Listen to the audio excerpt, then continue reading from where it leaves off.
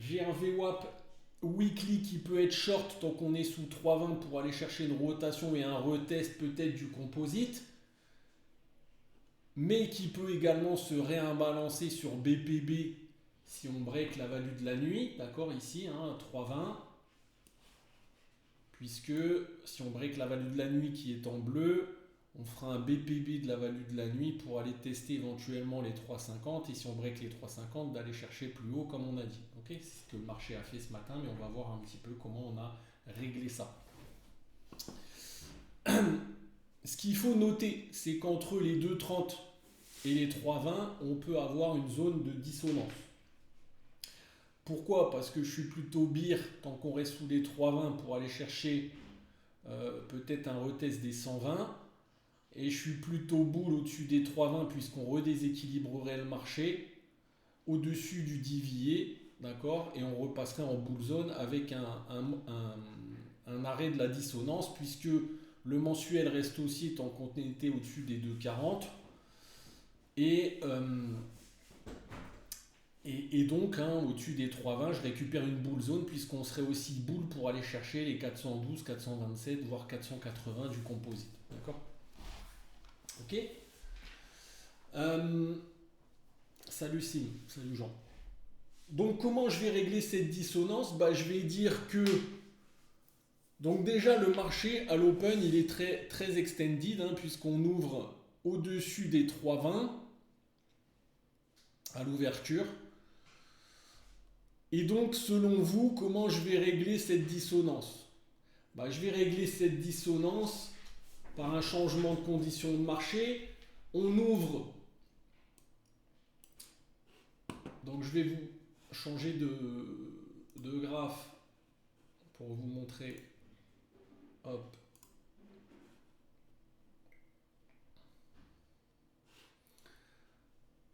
Je vais rester sur le même écran, ça sera plus simple pour moi. Tac. Donc ici,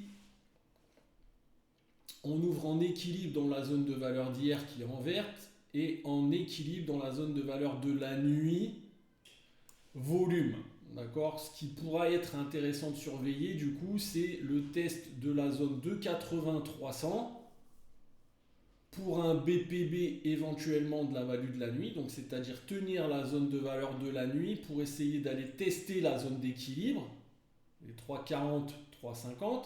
Et si on break, changement de conditions de marché pour aller chercher un déséquilibre, continuer le déséquilibre, puisque hier on a éclaté cette zone 120-140 de composite. Et donc on est plutôt pour l'instant en tous les cas pour aller chercher la zone des 4,27 qu'on a atteint, voire la zone des 4,70, 4,90. Ok. Tant qu'on va rester au-dessus des 3,50. Si on réintègre les 3,50, on aura peut-être un profil neutre qui viendra retester le POC, construire un composite pour essayer peut-être voir si on peut continuer le déséquilibre demain avec une réjection du POC des 2,80 par exemple. Ok. En tous les cas, ici, ce qu'il fallait noter, c'est qu'on a eu un changement de conditions de marché, puisque depuis 5 jours, c'est un composite même de 6 jours, je crois. On était en équilibre, d'accord? Et puis, on a changé la condition de marché avec un déséquilibre qui s'est opéré en cassant donc cette zone clé des 120-140 dont on avait parlé hier. D'accord? Au passage, vous avez vu que sur ce qu'on avait dit hier, vendre la zone 120-140 et acheter la zone 80-90, c'est exactement ce que le marché il a fait. 120-140, on a eu une correction. Et 80-90, on a fini par rejeter le POC composite et casser et changer la condition de marché avec un superbe BPB ici sur les M. Et puis on reste en déséquilibre pour aller driver vers les 480, 490. Ok. Qu'est-ce qu'on a fait nous donc ce matin sur le VWAP? Donc on ouvrait en équilibre dans la zone de valeur d'hier, légèrement déséquilibré sur la value de la nuit, et comme on est très étendu sur le VWAP mensuel puisqu'on ouvrait au-dessus des 3,20, on avait dit que sur le premier TPO on regardait la zone 2,70, 2,90, donc cette zone, pour un achat sur le premier TPO. D'accord? Donc qu'est-ce que j'ai fait maintenant? Hop, à l'ouverture. Donc je vais vous mettre le graphique du VWAP pour vous commenter un petit peu les trades qu'on a fait ce matin.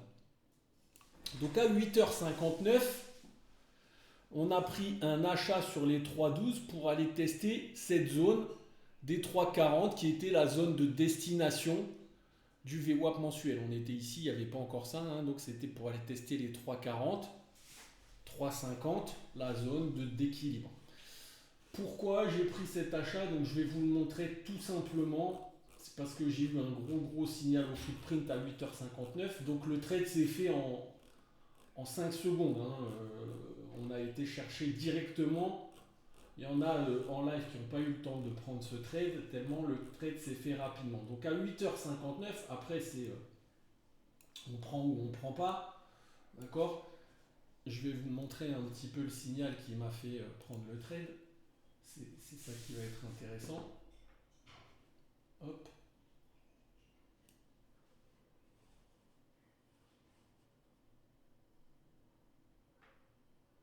Tac. Donc c'est ici, ok.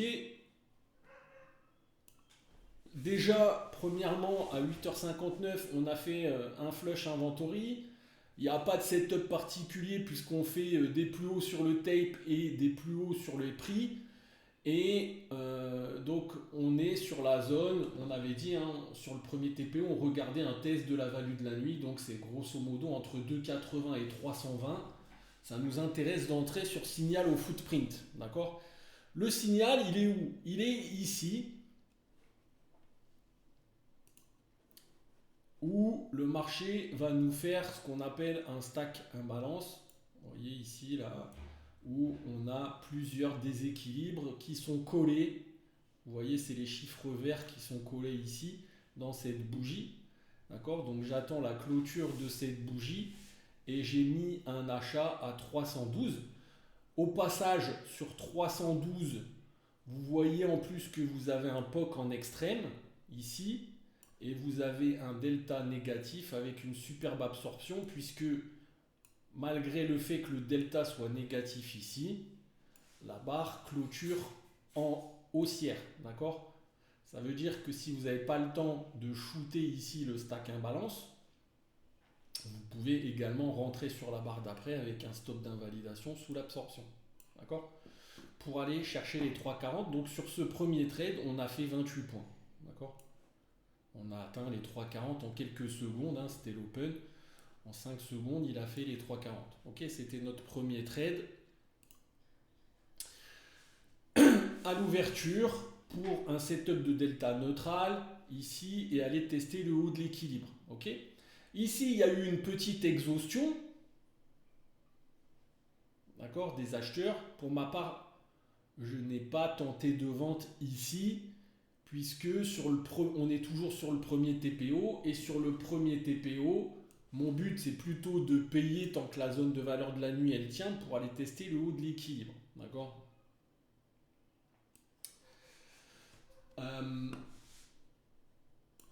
Qu'est-ce qu'on remarque?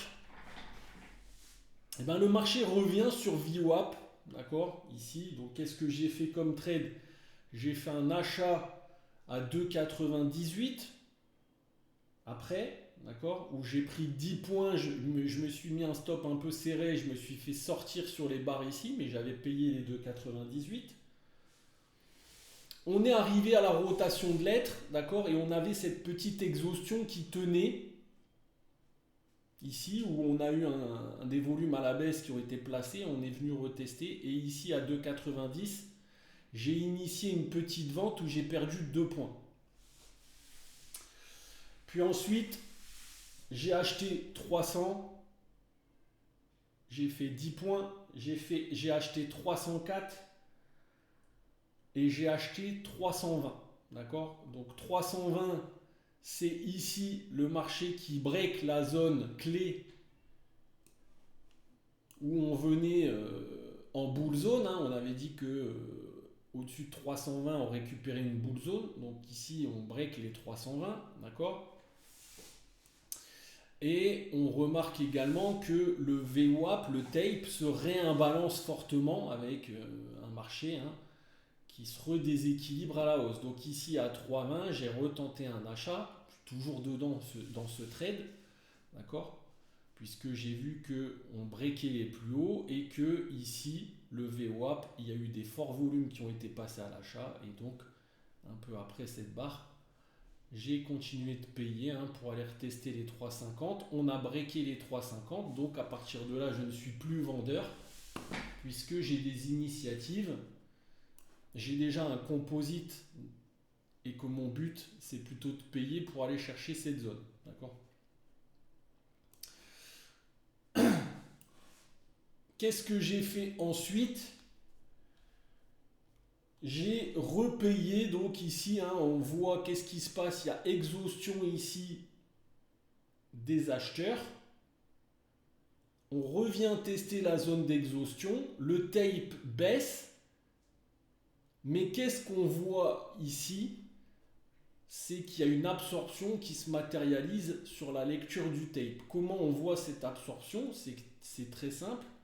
C'est qu'ici, vous voyez que les prix sont venus casser les plus bas précédents. D'accord?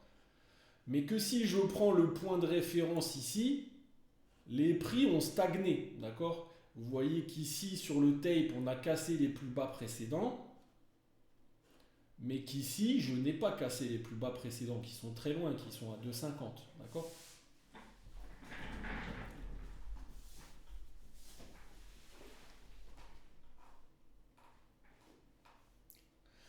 Donc, ici, on a un setup d'absorption qui se met en place et j'ai renforcé ma position à l'achat à 3,48 où j'ai donné un renfort de position à l'achat puisque je suis rentré ici et je suis renforcé ma position ici puisque on voit que le volume profile il s'épaissit au-dessus de ma zone de valeur qui est en vert sur le graphe et donc ça veut dire qu'on accepte le breakout probablement pour aller chercher le POC vierge au-dessus, voire le POC composite au-dessus.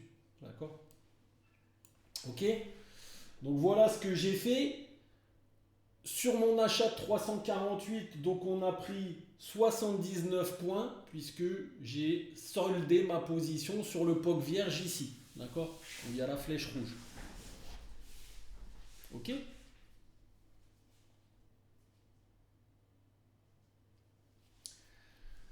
Je suis toujours dans mon achat des 3,20.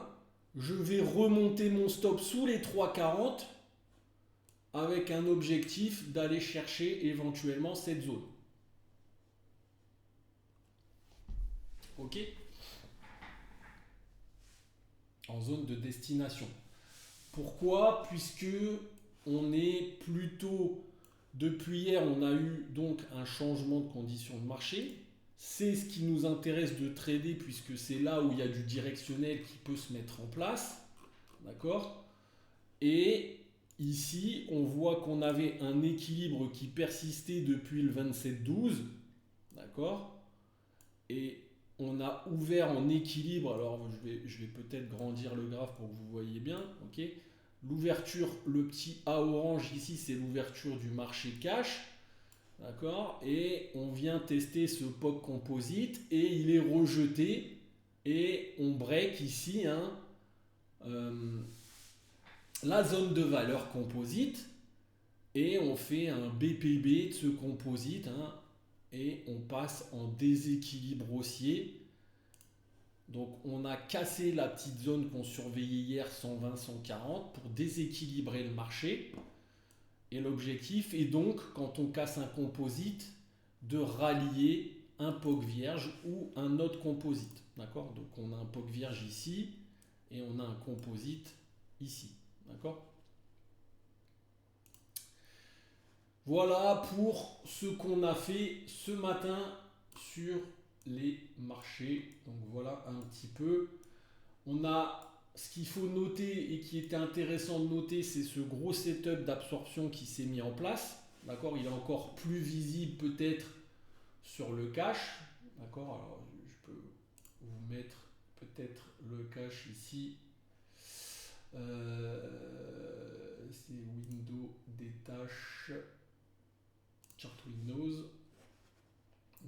ici, vous voyez, on voit bien que il y a un plus bas qui s'opère sur le tape, d'accord, et pas sur les prix, puisque les prix, hein, on voit bien cette absorption des 3,50. Donc ici, ça veut dire que le marché n'est plus drivé par des agressifs, des ordres au marché, mais qu'il y a des acteurs passifs ici, hein, qui payent tout ce qui est vendu sur le marché, qui achètent tous les vendeurs, et donc des ordres limites, hein, qui tiennent les cours, puisqu'on voit bien sur le tape que malgré les ventes agressives, le marché stagne et n'arrive pas à baisser sous les 2,80.